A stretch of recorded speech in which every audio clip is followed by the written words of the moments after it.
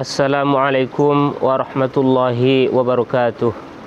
Bismillahirrahmanirrahim. Alhamdulillahirabbil alamin wassalatu wassalamu ala sayyidina Muhammadin abdika wa rasulika nabiyyi wa ala alihi wa sahbihi ajma'in. Amma ba'du.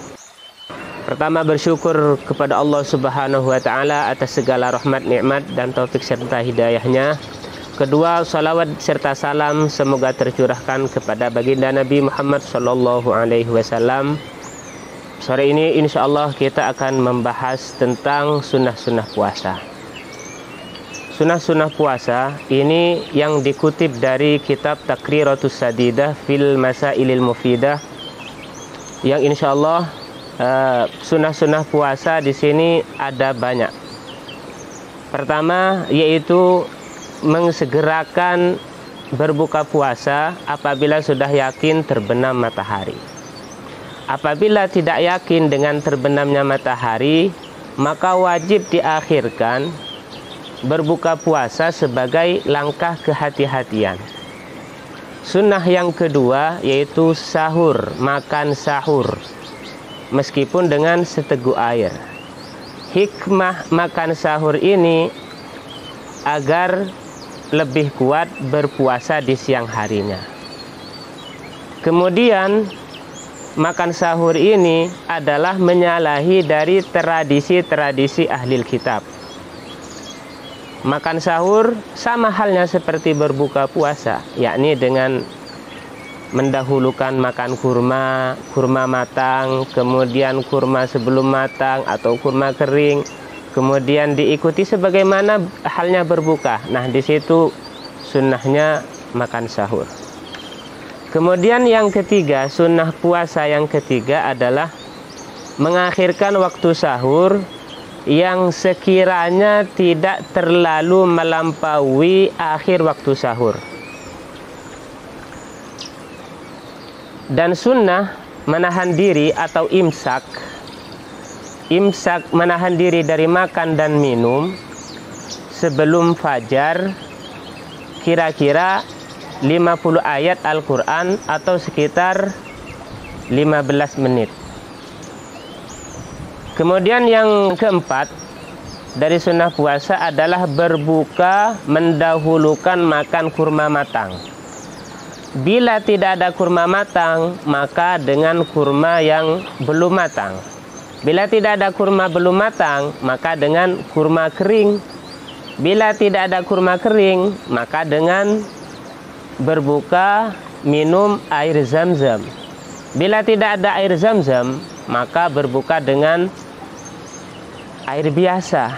Kemudian diikuti dengan makanan manis atau manisan.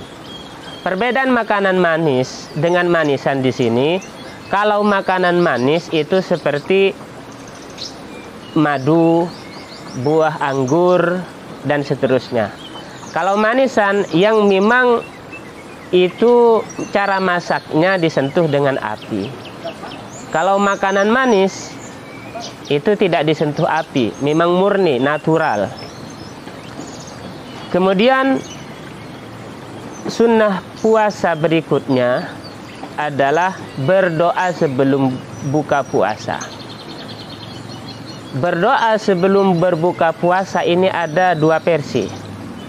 Pertama diriwayatkan oleh Abu Daud rahimahullahu ta'ala.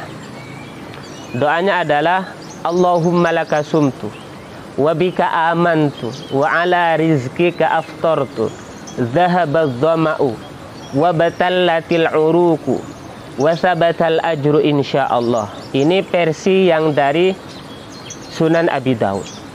Kemudian versi dari Ibnu Sunni, doanya alhamdulillahilladzi a'anani fasumtu wa razaqani fa aftartu. Allahumma inni as'aluka birahmatika allati wasi'at kulla syai' an taghfirali. Ini doa versi dari Imam Ibnu Sunni. Kemudian setelah doa itu kita meminta kepada Allah Subhanahu wa taala apa saja yang diinginkan. Berikutnya, sunnah puasa yang keenam adalah memberi makanan buka puasa kepada orang-orang yang berpuasa. Karena ini pahalanya sangat besar sekali. Dalam hadis Nabi SAW, man fattara sha'iman kana lahu mithlu ajrihi ghairu annahu la yunqasu min ajri sha'imi syai'a. Barang siapa yang memberi makanan buka puasa kepada orang-orang yang berpuasa, maka pahala baginya seperti orang puasa, tidak dikurangi sedikit pun dari pahalanya. Hadis riwayat Tirmidzi. Kemudian berikutnya yang ketujuh dari sunnah puasa, mandi dari junub sebelum fajar, karena menghindari dari perbedaan pendapat di kalangan ulama, dan agar memulai puasa paginya dengan keadaan suci, agar memulai puasanya dalam keadaan suci. Kemudian berikutnya sunnah puasa yang kedelapan, mandi di setiap malam di malam-malam bulan Ramadan setelah maghrib. Tujuannya kenapa? Agar lebih giat, lebih semangat beribadah kepada Allah Subhanahu wa ta'ala. Kemudian yang kesembilan, menjaga sholat tarawih mulai dari awal malam sampai akhir malam. Rasulullah Shallallahu Alaihi Wasallam bersabda, man qama ramadana imanan wahtisaban ghufira lahu ma taqaddama min dzambih. Barang siapa yang melaksanakan sholat malam di bulan Ramadan dengan penuh keimanan dan keikhlasan, maka Allah Subhanahu wa ta'ala akan mengampuni dosanya yang telah lalu. Hadis riwayat Bukhari dan Muslim. Artinya sholat malam di sini kata ulama adalah sholat tarawih. Kemudian senantiasa menjaga sholat witir.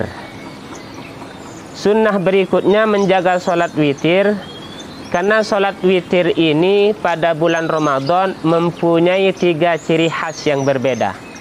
Pertama, disunnahkan berjemaah. Kedua, bacaannya disunnahkan dikeraskan. Kemudian yang ketiga, disunnahkan membaca doa kunut di separuh terakhir di bulan Ramadan. Kemudian yang ke-11, memperbanyak membaca Al-Quran sekaligus merenungi artinya. Karena dalam bulan Ramadan ini adalah bulan Al-Quran, dan Al-Quran akan memberikan syafaat kepada pembacanya. Ke-12, memperbanyak dari sunnah-sunnah sholat, seperti sholat sunnah rawatib, sholat duha, sholat tasbih, dan sholat awwabin. Kemudian 13, memperbanyak amal-amal kebaikan seperti sedekah, silaturrahim, menghadiri majelis ta'lim, iktikaf, memakmurkan masjid, dan menghadap kepada Allah Subhanahu wa ta'ala dengan menjaga hati dan menjaga anggota, serta berdoa kepada Allah Subhanahu wa ta'ala dengan doa-doa yang maksur. Kemudian berikutnya yang ke-14, bersungguh-sungguh di 10 malam terakhir di bulan Ramadan dan mencari malam Lailatul Qadar, terutama di malam-malam yang ganjil. Kemudian sunnah puasa yang ke-15 adalah taharril iftar ala halalin, mencari buka puasa yang halal. Yang ke-17, meninggalkan perbuatan yang sia-sia dan tidak melontarkan cacian.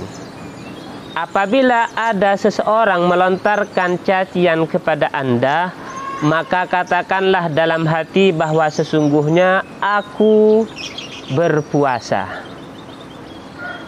Baik, demikianlah tentang sunnah-sunnah puasa. Semoga kita bisa mengamalkan dan bisa menyampaikan kepada orang lain, serta kita bisa menjalankan ibadah di bulan Ramadan ini seoptimal mungkin. Akhiran minni, wassalamualaikum warahmatullahi wabarakatuh.